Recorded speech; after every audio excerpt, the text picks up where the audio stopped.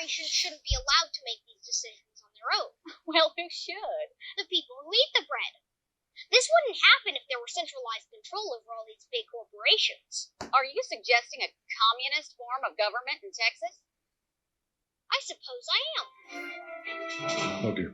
We have a viral video from somebody on TikTok, which is being shared primarily by people on the right who primarily find this person to be stupid and her opinions worthless. And that's generally the way that it works with these TikTok videos, of course. And very often the people are stupid and their opinions are effectively worthless. But in this case, I think that there's a little bit more to be said about it. So let's first watch the clip. All I can ever think about is the fact that this is not the way that life is supposed to be.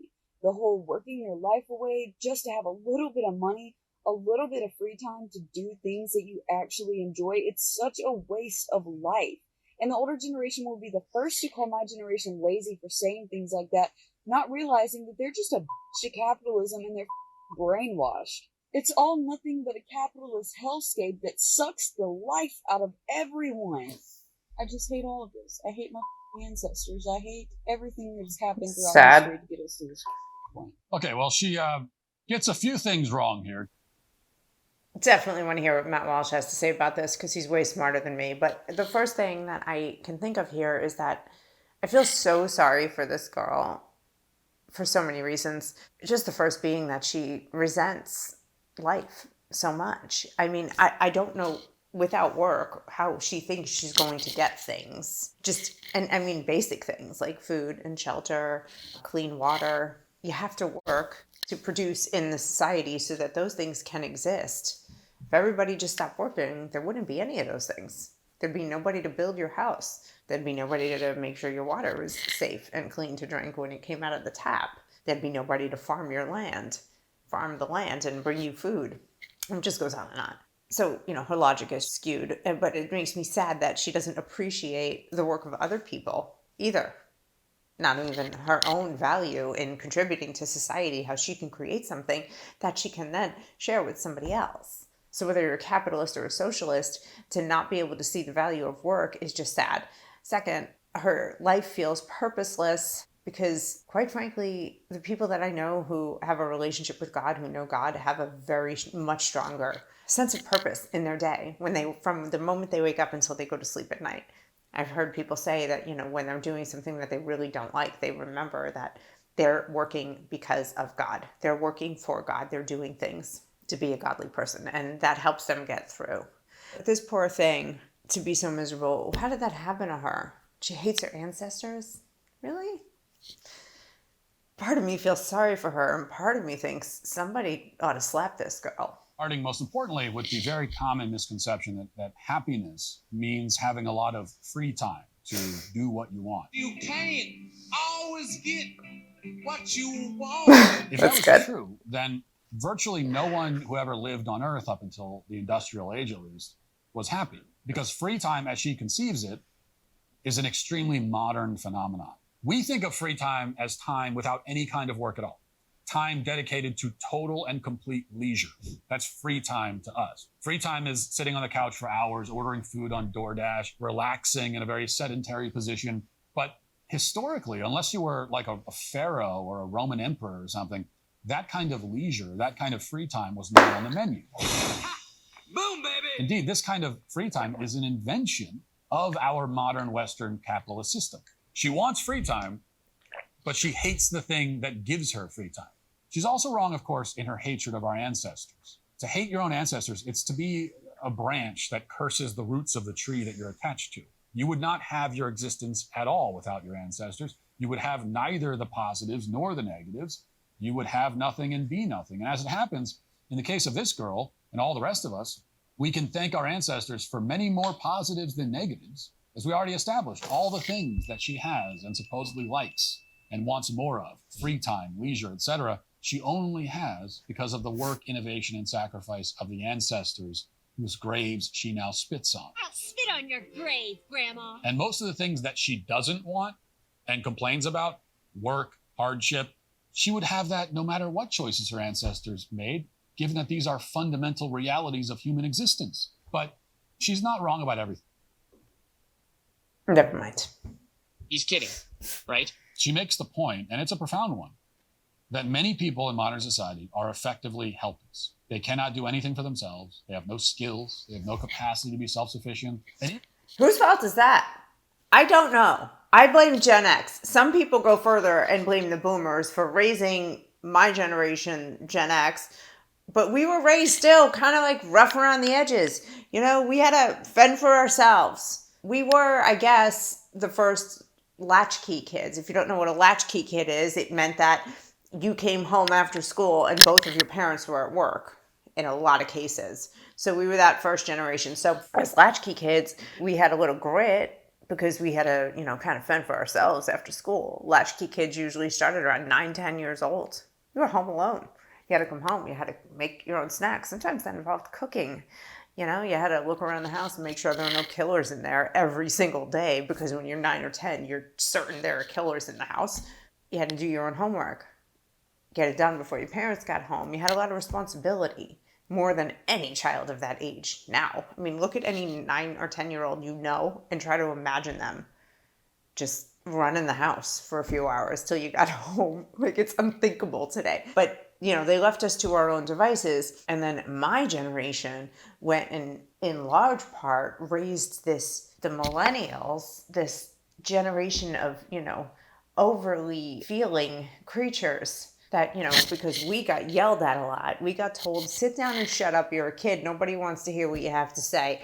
To now, like, we don't want our kids to feel the way we felt. So we're going to listen to everything they say. We're going to honor all of their feelings.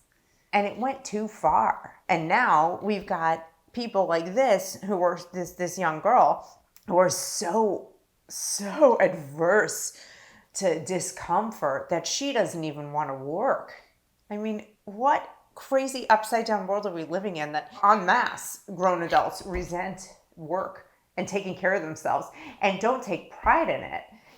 We were still at least raised to like work hard, take pride, build something better for your children than you had for yourselves. What is this girl going to leave behind for her children if, God forbid, she has them? So our most skilled and most self-sufficient still rely heavily on giant institutions and corporations to provide them with so many things. And while this is all happening, we've also become more isolated, less community-focused. Many of us know our neighbors who live next door. The social experience has migrated online into our phones behind the screen, where we can connect with people, but that connection is always limited by the technology that facilitates it, and nothing feels exactly real. Hello, I'm here. Oh, hi. She seems to have noticed all of this, and it's good that she's noticed it. But the next step for anyone who notices this problem is to do something about it. You can develop skills. You can learn to care for yourself to a great extent. You can even form families and communities, all of this. Oh, look at him teaching some basic knowledge. Yes, you can do those things. Not if you're sitting there and focusing on how much you hate capitalism and you hate your ancestors and you hate this system that you're trapped in. Who created these monsters? We did. My generation. It's entirely our fault. Possible. Modern society offers a certain way to live, a way that's easy but empty. And we can take it up on that offer or not. You don't have to be miserable or alone or helpless. It's not a requirement. It's an item on the menu. The others just take discipline and effort, which is a price. That's the key. That's the key to everything, is discipline. I was recently having a personal conversation with somebody, and this person was telling me, I got this problem, and this is, I've been doing research on this and doing research on that, and I think, maybe I can solve it this way. And I said, blah, blah, blah, blah. Boil it down. The one problem you have in your life is discipline. You lack discipline. So you can go down every rabbit hole of research you want all day long, but you're not going to do anything with any of it because you never have before. So the only rabbit hole you should be going down is how to become a more disciplined person. Learn that. And I told them where I learned discipline.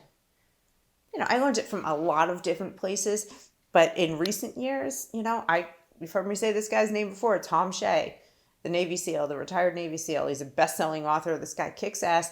This man has taught me how to discipline myself and listen to my mind and understand when I'm self-sabotaging, when I'm making excuses. Do I fail? constantly at it? Absolutely.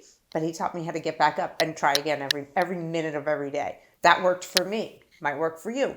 Might not work for that person I'm talking to, but I said go find the method of discipline that works for you and do something about it, because that's everything right there. And then once you're disciplined, you can change your financial life, your physical life, your spiritual life, your relationships, your intellect, all of it. Sick and twisted that I have to work just to survive, just to live my life. Yeah, join the fucking club, kid. Necessities.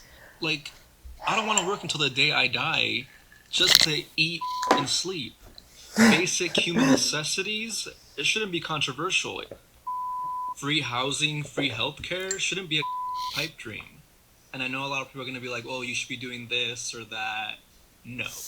Like, what if I don't want to be rich? I understand progress, and I understand there are things we need to move forward for, but the birds build their own nests. The beavers build dams. The bears find caves to hibernate in. Like, look around nature. Everybody's working for what they got. What makes you think that you're exempt? What makes this kid, think that he doesn't have to work, that he should just be able to lay around and feel things while the rest of us work, while you get provided? So free housing, free healthcare, free food. Somebody else is working for that, you dumb ass. Tell your kids. Explain. How did he end up like this? What if I want to achieve I still have to work till the day I die just to live? Yeah. Just to Yeah. survive? And I don't want to be told that I'm ungrateful, that... Ungrateful? No.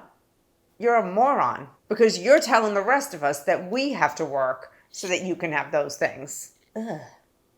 Somebody slap his mama.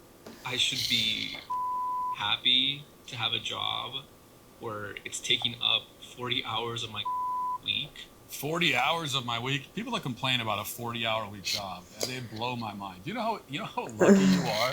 I know he said, I don't want to be told that I should be grateful. Well, you should be grateful, you brat. I can't even conceive of only doing 40 hours of work in a week.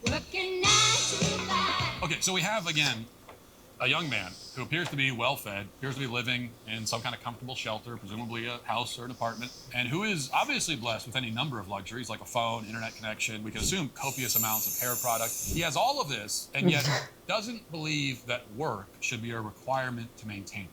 It's sick and twisted that he should have to work just to live, let alone to afford his hair conditioner. As I've often said in response to these kinds of disturbingly common complaints from his generation, bitching about the fact that you have to work is like bitching about the fact that you have to breathe. You might as well make a video whining like, You're telling me I have to breathe every second of the day just to live? exhale, inhale all the time just to live? What if I don't want to breathe? What if I want to live at the bottom of the ocean like a starfish? For doing absolutely nothing longer than anyone else? Patrick, this trophy's for you! Why should breathing be a requirement? This is sick and twisted. It'd be a lot easier if we didn't have to do any of that. It'd be easier if we could exist as immortal, indestructible supermen who need nothing and want nothing and can do anything without expending any energy at all. That would be nice. But that is not how things are or will ever be. We're not amoebas. We've talked about Mr. Hare and and why he cannot have what he wants. He cannot have the sort of existence that he feels entitled. Could you imagine being a romantic partner to that guy? Like, stop and imagine that with me. I don't know if he's gay or straight or what else, but the thought of being on a date with somebody who's like, I just don't know why I have to work. Like, everything should just be provided. 40 hours a week. I mean, that's a lot. Imagine being attracted to somebody that is that lazy, that entitled, that really thinks that other people should work just to serve them when they bring nothing in return. It's one thing if you want servants and if you want, people doing things around you. But if you're paying them, there's at least a reciprocity there. This guy, no paying. No paying. You just do for me. Get bent, kid. And not have the sort of existence that he feels entitled to. But let's not allow that to distract us from a more important point. As a young man, you shouldn't want to not work. You shouldn't want to coast through life.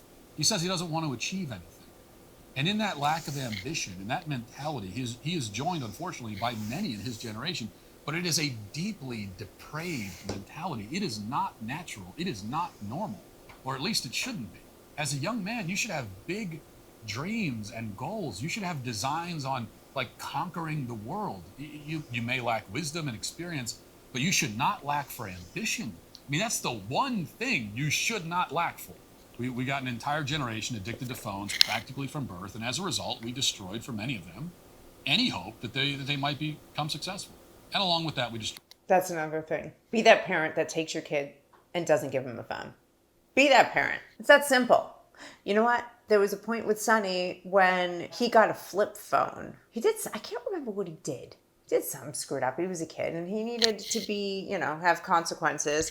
And he had a smartphone that his dad bought him, and I took away the smartphone and I gave him a flip phone, and all his friends had smartphones. And Sonny would go out with his friends. He was probably like 13. He'd go out with his friends and, they'd all be on their phones, and he'd just have to sit there because he just had a flip phone, and all he could do is text. And it was like the sad text where you had to press the number 3 times to get to the letter that you wanted. And he could call. And that was it. And you know what? I think that might have saved him. He got a couple of years off the smartphone. And then he got back onto the smartphone. And, here he is. Now he's on social media and it's his whole life. But I still think that any time that you can buy for your children to not be down the rabbit hole of the internet and not be so sucked in that they learn that they can't look people in the eye. They forget how to have a real conversation. They forget how to pick up the phone and make a phone call instead of just texting. Those are things that are huge. Huge, huge, huge advantages that they will have in the real world when they are able to communicate with people. I mean, it's going to be wonderful. Trust me. Suffer now, enjoy later. Like everything. The aliens are just going to vaporize us anyway. So. Oh, I hope so. In the meantime, however, Mr. Hare is canceled. Well, have you ever worked with dreads before?